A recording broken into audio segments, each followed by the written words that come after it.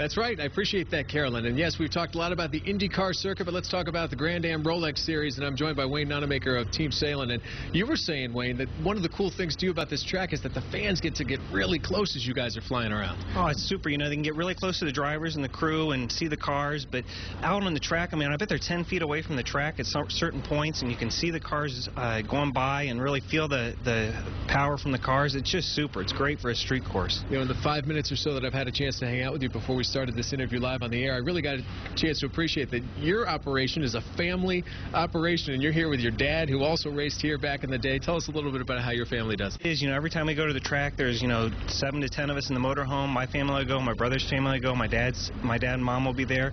He raced here back in 1984 around the streets when they had Formula One here, so that was 28 years ago, and I did my first driver school here in Michigan, so some Michigan heritage for us, and really excited to get back here, and this track is just really demanding. There's no getting around the fact that you may have to run in some rain. That might affect you a little more than it affects the other guys. Tell us about what rain does to your preparation.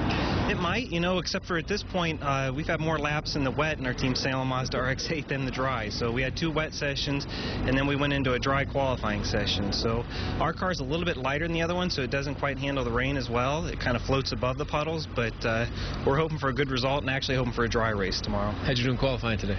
We ended up 7th, so good result for us. We're pretty excited about that and looking forward to a good race. Good stuff. Well, I appreciate a couple minutes here, and now we will be watching your car. Interesting sponsor, too. Who sponsors? It's called Salens, and they're a hot dog and ham company out of New York, so we eat well every weekend. Come on, how can you not love that? I know a guy who loves hot dogs, Dave Rexroth.